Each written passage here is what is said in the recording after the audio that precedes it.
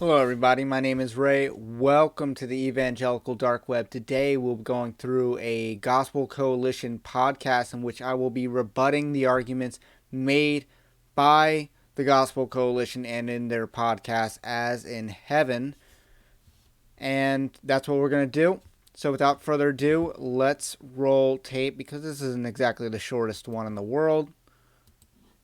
And that is the idea that I'm basically colorblind.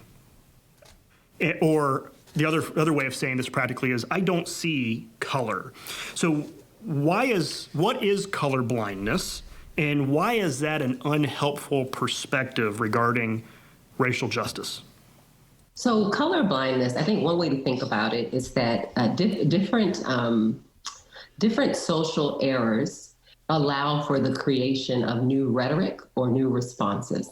And so I think of the language of colorblindness, which we typically associate between 1970s, 80s on up until now, as being responsive rhetoric to an era in which there was blatant and overt, explicit racist language.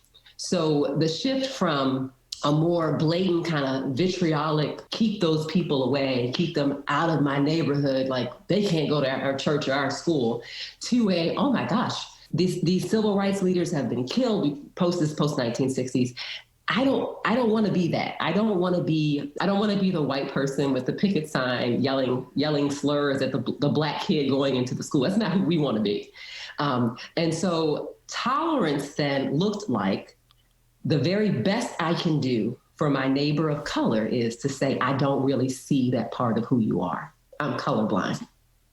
So I think of colorblindness as a response to an era where we had much more overt, explicit vitriolic expressions and kind of overt behavior of racial segregation. So here we are with this term that we've been given, right? And so you may have a lot of, and I'm going to speak frankly, a lot of maybe white people who were raised by white parents and well-meaning post 1960s who believe that being a racist or being associated with racism is a terrible thing. They may not fully understand the nuances of sociological or even theological layers of racism, but they're like, I don't want to be that, okay, which is a good thing. We should not want to be that. And so they raise their children to with language like this. We don't see color in this house. We treat everybody the same in this house. You know, God, red, yellow, black, and white, they're all precious in his sight. They may even find themselves saying statements like this. I don't care if you're purple or polka dot or striped or whatever you are, right? And this is an attempt to overcompensate for an era of more blatant vitriolic racism. So she's giving an origin for what she calls colorblindness, which, actually is very derivative of the words of Martin Luther King Jr., judged not by the color of my skin, but the content of my character. And that is basically where the notion of color blindness derives from. So it's MLK that is really the source of this widespread prevalence in society, but she's also treating it like a bad thing that we, do not judge people by their color. And she kind of conflates that with we do not see color. And she's going to try to twist this to say that it's also racist. Interesting to note that she believes that it's an overcompensation. And I wouldn't really agree. I think America was actually less racist a couple decades ago, for sure. When you had, we had more shared values and like comedy and stuff like that. We were able to make fun of race. But now we're a lot more racially charged because of people like this. With that being said, one of the problems with color blindness is one that it's not true. we know from the research, and we can even know if we just ask the Lord, examine my heart, show me my biases, right? The Lord is faithful to show us who we are. That's actually not true. We do judge people by the schemas that we have been given, the stereotypes that we have been given, the narratives that we have been given implicitly and explicitly.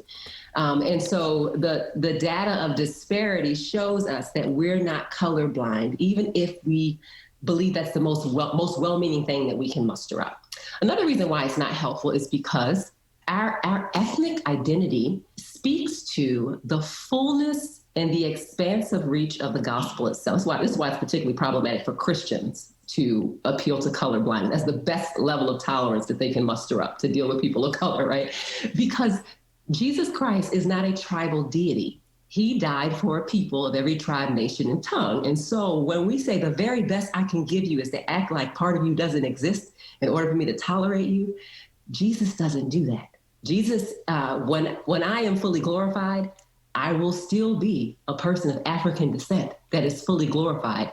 And it will be to the glory of God she's talking that about herself, in not his Jesus. immense love, he pulls together a people from every tribe, nation, and tongue. So that's a part of the crown of Christ. So we don't want to dismiss the beauty of that because it speaks to the magnificent glory and the reach of the gospel itself. So we don't want to do that. And we don't want to tell people, in order for me to love you, I've got to pretend that a part of you doesn't exist. Can you imagine a husband saying that to their wife? Like, I just pretend I don't see your face. The roots of it, I believe, the intention of it is to say, okay, I'm going to try to pursue tolerance here. But the call is not tolerance. It is a call to respect. And I would say for the Christian, it's love, right? And so what she doesn't realize is that when people say that, they don't see race, they don't see color, what they mean, authorial intent, is that it doesn't matter. If someone's black, it doesn't matter. If someone's white, it doesn't matter. And she's trying to say, yes, it does matter because it's part of their identity. But you would not make the same argument for whether they have blonde hair, blue eyes, long hair, short hair. It is part of their identity, part of their appearance, part of their imago Dei even. But it's not part of their character. Affirming the intrinsic dignity that's a part of our core humanity. So that's why I would say it's unhelpful. And when you said you went back to the responsive rhetoric to the 1970s, I mean, for me, a light bulb went off because I'm thinking through my parents were born in 49 and they were in their 20s. And my parents haven't said that phrase, but my parents are 70 and that generation might be the group that would use that phrase intending what was meant decades ago. And so the best case scenario is well-intentioned, responsive rhetoric that's lagging with insight, that needs to be updated, that this conversation now isn't the same as the one in the 1960s and 70s. That, for me, just pinged. I mean, the responsive rhetoric, you gave me language to help interpret that phrase. And what you were describing at the end, to give it a theological term, is Gnosticism, which is that, I mean, that's a heresy to treat, I mean, as Christians, we believe that God made the soul and the body in both matter, as C.S. Lewis put it. God likes matter, he made it. He made bodies with skin color and pigment and melatonin, or not melatonin, the other thing, melatonin, golly. And it matters. It matters. Give them grace there. Those are easily the colorblindness confusable. also hints to not just the 1970s kind of language history, but a theological commitment or a theological disposition that's more Gnostic than Christian. Okay, this is flat out incorrect.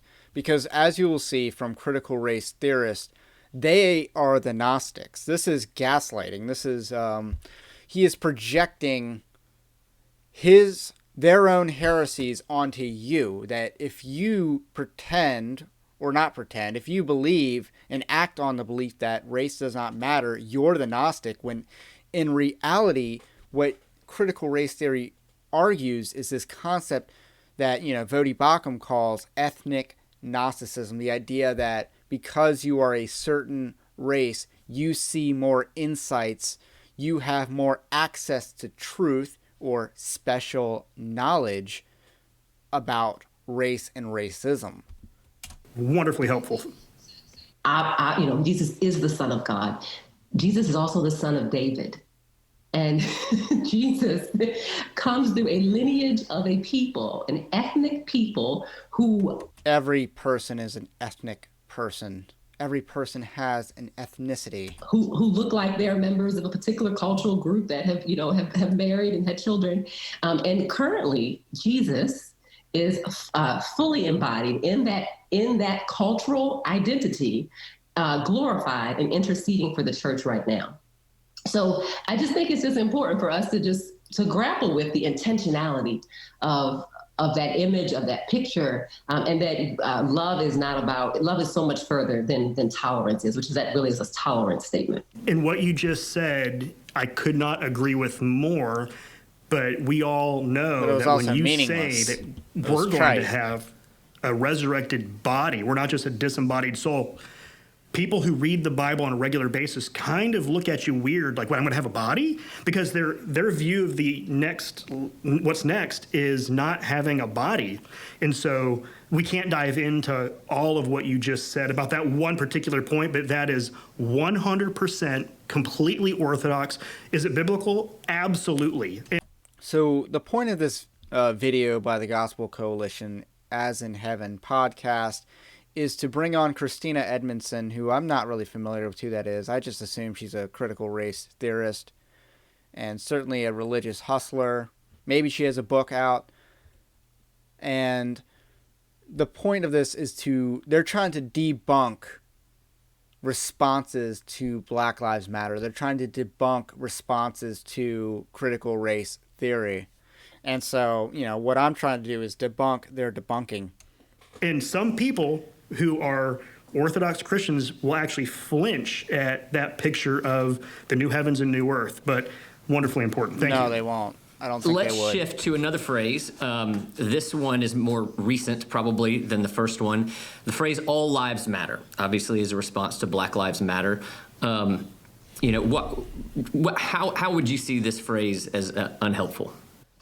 Just a side note, if I had the Gospel Coalition's budget, I would not have such lackluster production quality that they have. Like, I believe that I match theirs on a shoestring budget, and then they have like Gospel Coalition budget, and their quality, I would say, is below mine.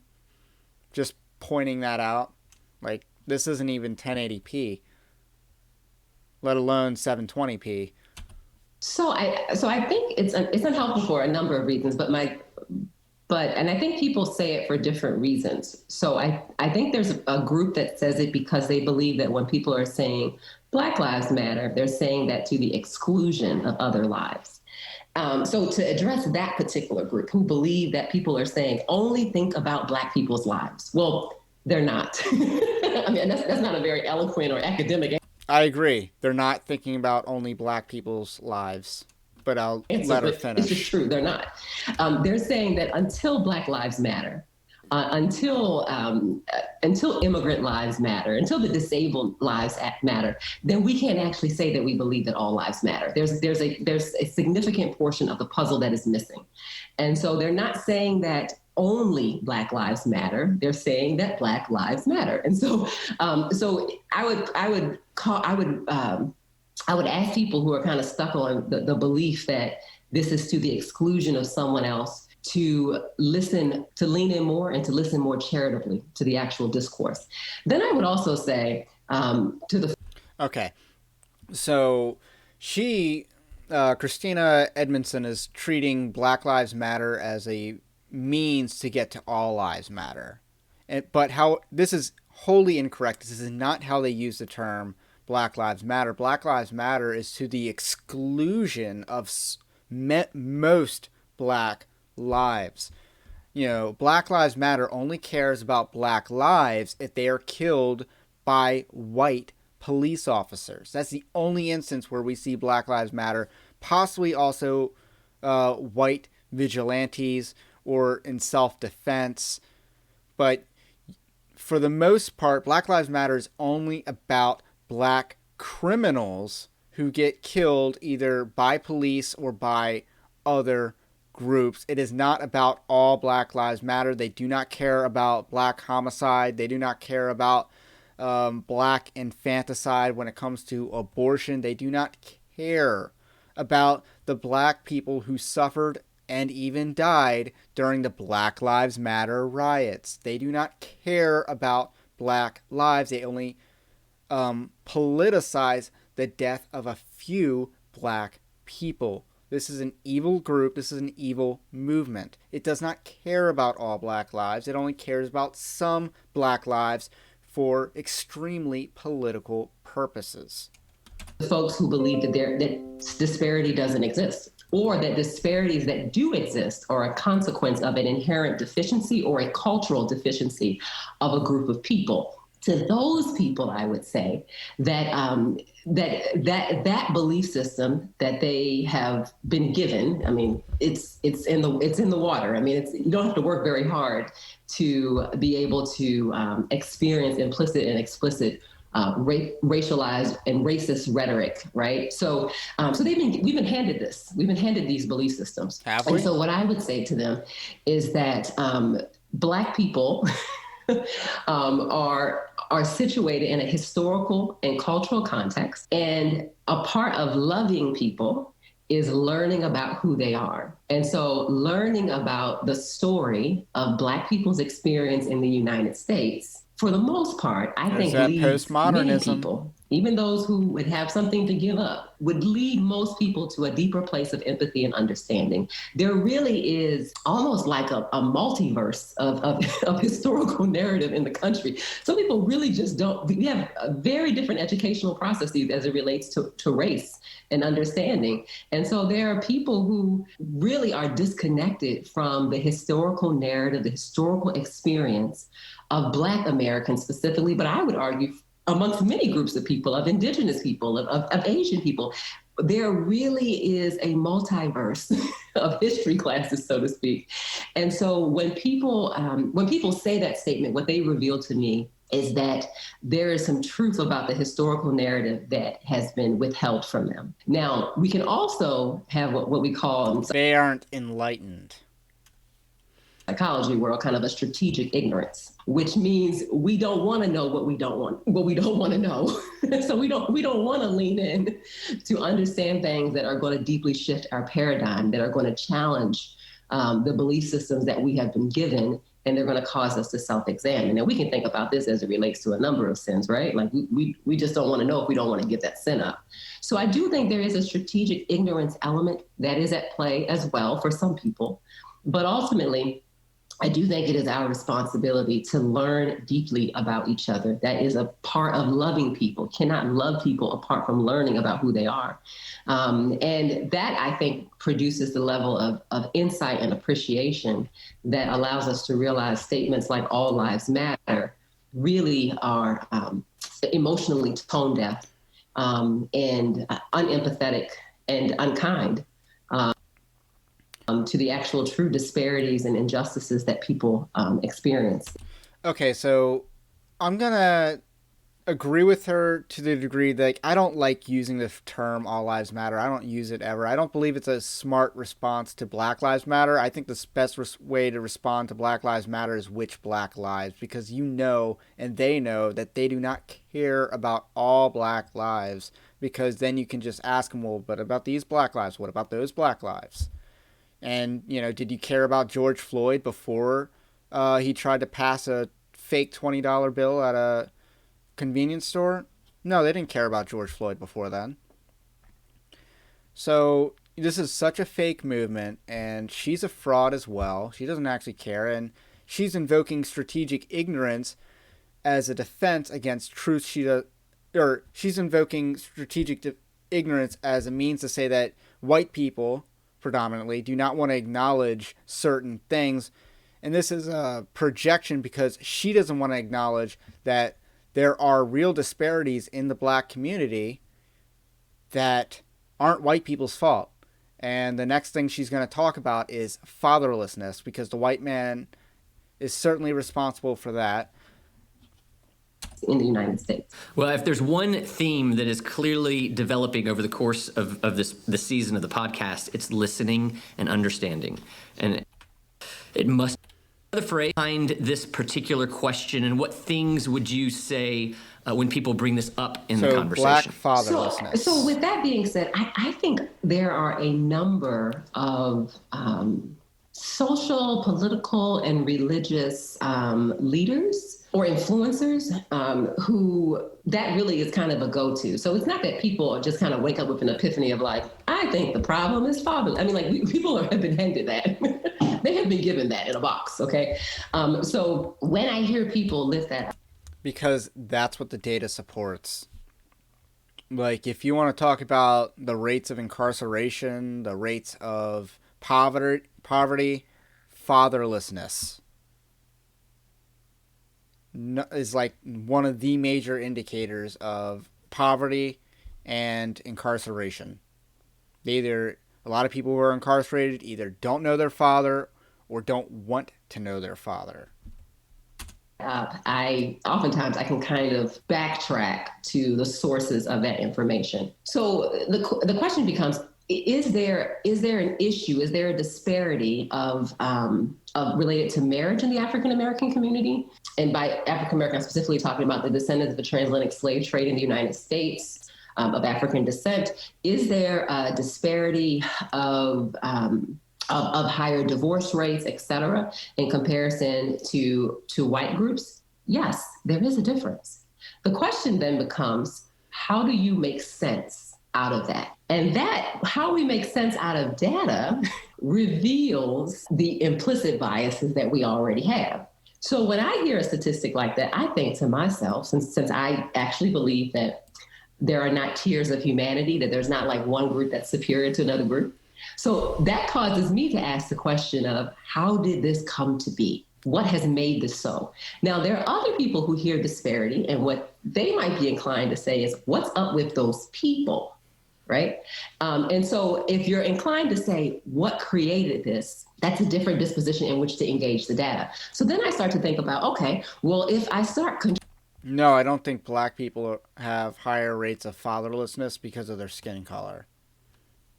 I'm just throwing that out there. If that's a straw man that she's trying to implicate on me, it's like, no, I don't believe that this disparity among fatherlessness exists because of skin color. I think it exists because of culture, but not skin color. And if she wants to argue that all cultures are good and there's no flaws among certain cultures, then, that wouldn't be very biblical.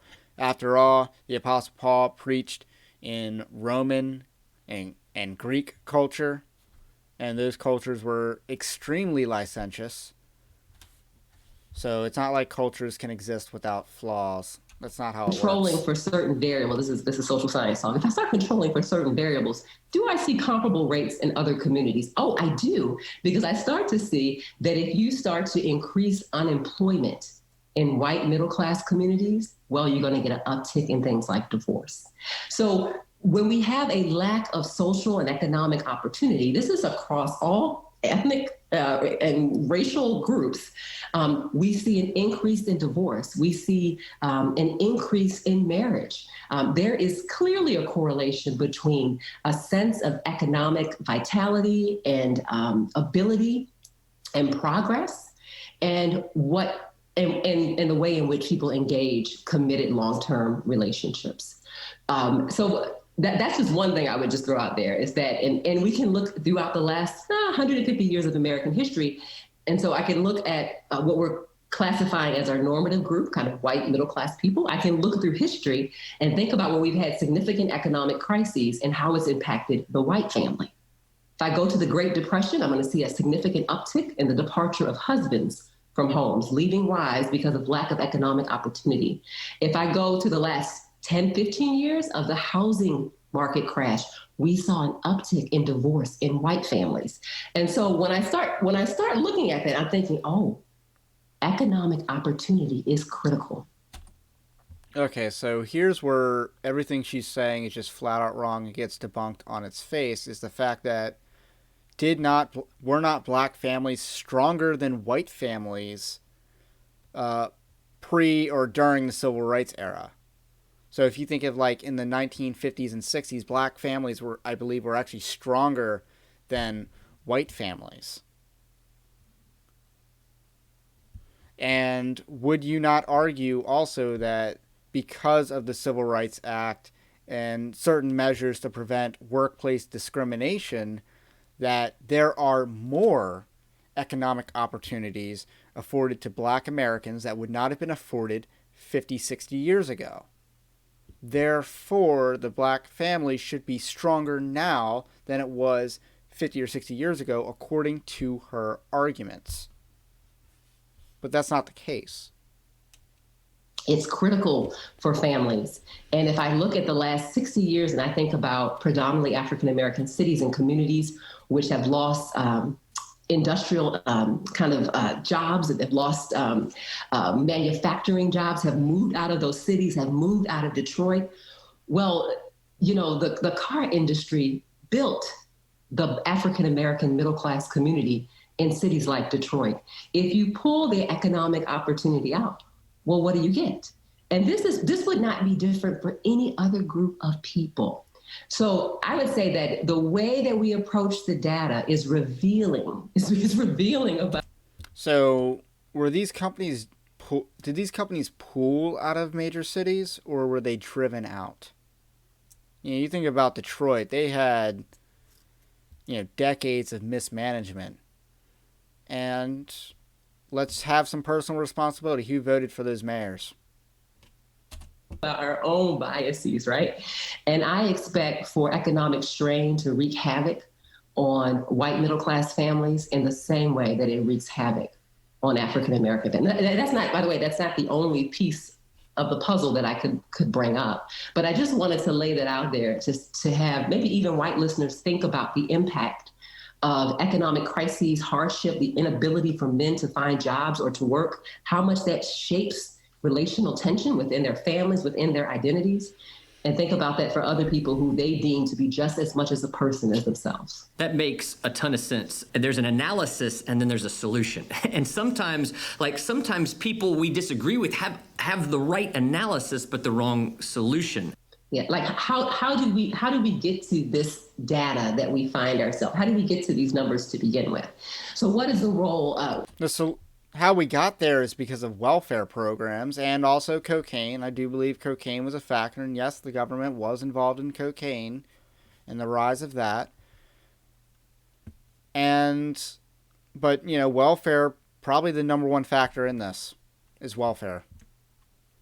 What is the role in the late 1960s of the Vietnam War, the higher prevalence of men of color being sent overseas, right? Than majority culture white men, for example. What was the impact of mass incarceration in the African American community, or the intentional dynamics of exposure to drugs within or infiltration within predominantly African American urban community and context? Like I said, I did just address that. I do think that was a factor. How does that impact the community, right? So I think it's just important that we think about the what. What are the factors that... and of course, you won't bring up welfare. That have impacted the disparity that we see today. And so you don't have to deny that there is a disparity there, but we could also look back when there was a closer gap, and we could think sociologically what was happening at that moment. And then we also have to acknowledge the historical narrative in which African Americans have lived within this country. This is the one group who was forbidden to marry. They were forbidden to marry. This is a group who was forbidden to read. They were forbidden to marry. This is the one group who had their children removed from their homes and sold. And so when we get today in 2020 and people are like, what's up with Black people? I think to myself, what is up with the culture and the society and the people who would have inflicted such harm on people made in God's image? So there is... That is such crap. The idea that, if you can't overcome, slavery was over 150 years ago. If you can't overcome that, you're a sad human being. And we just got to take some personal responsibility for that. Your situation in life is not, slavery 150 years ago is not responsible for your situation in life, let alone your trajectory in life. You are... It is a story, and I think love makes us pursue the story instead of pursuing the pathology. One of your responses to that question from Jim is that the social realities need to be attended to, that people are ignoring the social realities. Justin Holcomb is not worthy of his excellent facial hair. That needs to be said. Going into the fatherlessness question, and we could make a list, and you did, historically, slavery, housing, the war on drugs, generational wealth disparities, discrimination. There's a whole host, and that happens. My wife and I do some work on abuse. If you have an uptick in unemployment, you're going to have an uptick in domestic abuse, regardless of race, socioeconomic, gender, anything. Just uptick in unemployment. And so the social reality has so much to do. And our producer gave us some spectacular research on this, and he highlighted something that I think is important for us to address, that the normal data used by the CDC is 71.5% of Black and Hispanic children are born to unmarried mothers. But what that ignores is that the rate at which Black fathers live in the homes with their children is at almost 60%. And so when you ask, data can even be problematic, and just the way that it's phrased, the way that it's presented and then interpreted, which is exactly what you were saying. It's just that was one helpful example or illustration to your point, I think.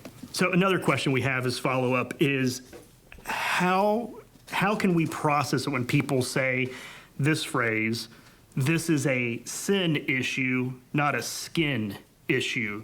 What are people trying to say, and why is that unhelpful?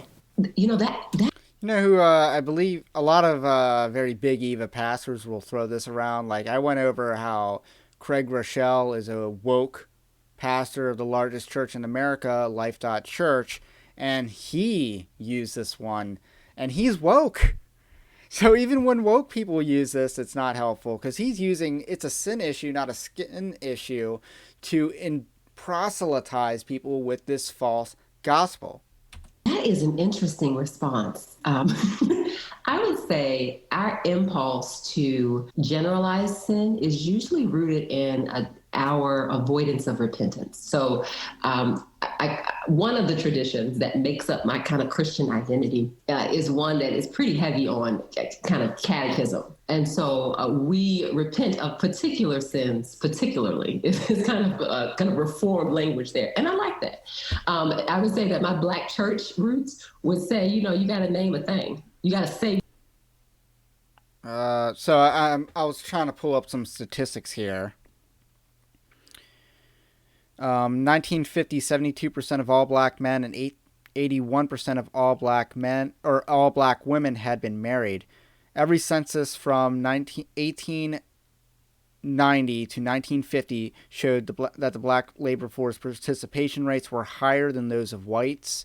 Prior to the 1960s, unemployment rate for Black 16 and 17-year-olds was under 10%. Before 1960, the number of teenage pregnancies had been decreasing. Both poverty and dependency were declining, and Black income was rising in both absolute and relative terms to white income. In 1965, 74% of Black children were born to married women.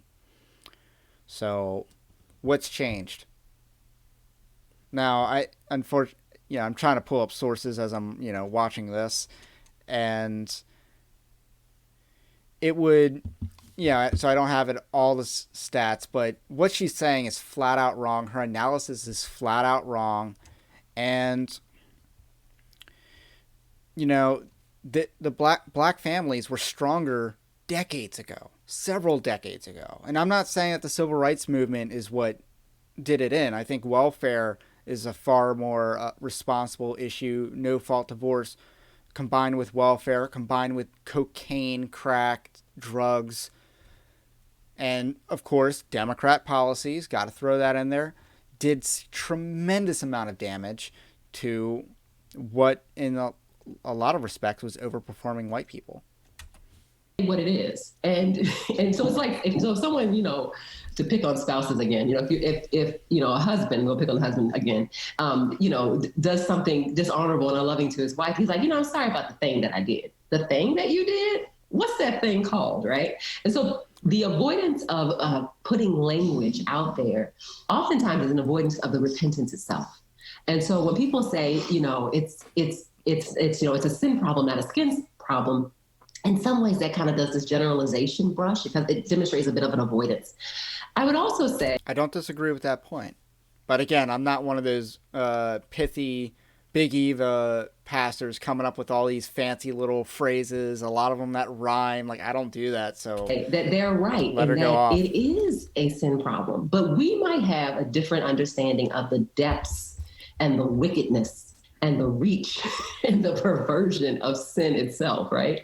And our biases are often shown in the sins that we think are particularly egregious, that we never say that about. So if I'm talking to someone who would never say that about something like abortion, I'm going to push back and say, why is it that when it comes to race, you would give a neutralizing term, right? I agree. Like, I agree with her premise that, not all, I don't think all sins are equal. And I think she's trying to use the fact that all sins are not equal to argue against this notion that it's a sin issue, not a skin issue. And, I actually agree with her. I didn't think I would have any real substantive points of agreement, but I'll agree with Christina Edmondson on this point. She's right. We would want to talk about the specifics of abortion, the desperation of women to think that the best option or to believe that the best option is to terminate a life that they have helped to create, that they have created by the Spirit of God at work. So I want to talk about that in specificity. I want to talk about the loss of life in specificity. I want to talk about the despair of that decision. I want to talk about the value on women and the value on children in society in specificity, because it's an expression of love. And I actually believe that repentance requires specificity. So when we talk about issues like racism, if we just simply say, well, it's sin, it'll be fine. Now, along with that, we have people who raise that point, and then they also say things like, well, it's not heaven yet. So that's kind of like saying, well, things are just going to suck right now. And to that, I would also tap them on the shoulder in love and say, well, let's examine our biases. What are the sins that we believe that? Okay, well, again, she's right about that, but I think our brief moment of agreement is going to go downhill real quick here. The power of the living God has the authority to call out and even begin making right now. And what are the sins that we're saying that God, who is omniscient, sovereign, and powerful, does not have the power to start making right now? And then we begin to realize that we're not just saying something about Black people. We're saying something about the God who created them. I think that should cause us to be a little fearful. There is nothing too hard for God. And while we are not yet glorified, we still wrestle against sin on this side. One of the things that the blood... Okay, so one thing I do want to point out, because I'm not sure whether she's going to make the point or whether I need to make the point, is that, yeah, racism's not going to go away because there is sin in this world. So until there's no longer sin in this world, there will still be racism at play. So the notion that she thinks that we can get rid of racism at large, I don't know if that's what she's arguing, but that is an incorrect notion, and I think we gotta pump the brakes on that a little bit. I mean, we can, criminalize things like abortion. I don't think criminalizing abortion, which is what I want to do, I'm just going to say that right here, is not something that will get rid of abortion. Like, criminalizing murder didn't get rid of regular murder, but nor will criminalizing abortion get rid of abortion. So I'm not sure whether she doesn't quite get that. Blood of Christ has provided for us. Or she is accusing the brethren of racism, and we'll see if that's what she's actually trying to do here. Is that it makes us repenters. It frees us from the presence of sin, the power of sin, like the love of sin. So because of what Jesus has done, there is now power at work to say, oh, racism, you won't have the final word. God is greater. And that beauty that is to come in fullness can break into right now to point to what is to come. And when we grab a hold of that by faith, we are testifying to the power of God instead of conceding that either we like that sin and we don't want to let it go, or that our God is not powerful enough to do something about it. I am not conceding that. When people talk, I love your example about abortion because they get really specific on that issue. And one, again, that I just brought up is the issue of abuse. When you start talking about abuse, people get really particular about certain sins. And what was really helpful is you're intensifying our understanding of sin. I'm thinking of Genesis 6:5. The Lord saw the wickedness of man was great in the earth, that every intention of his thoughts, of his heart, was only evil continually. I mean, that's intense, internal, the scope of it, and it's constant. And what you talked about, the way you talk about sin, fits with the Genesis 6:5 understanding of sin, not this kind of, oops, I made a mistake, or some type of general thing. Wonderfully. Well, I'd also add this too, Justin, that so sin has a game plan, and that's to kill us. And so, and by the way, that's all sin. That includes, that especially includes kind of our pet sins, our golden calves that we build gardens around and bob wires that no one can get to them. And so when we talk about the kind of the wickedness of racism, the delusion of white supremacy, all of these pieces, that sin that objectifies and marginalizes Black people, that same sin wants to kill white people too. And don't think for a minute that sin that oppresses Black people is thinking long and hard about, let me treat white people right. Oh, no. White supremacy has no problem destroying white people to prop itself up. And we can see that throughout the historical narrative as well. So, and I want to see you. Yeah, just interestingly enough, the Ku Klux Klan, and I don't have the exact numbers off the top of my head.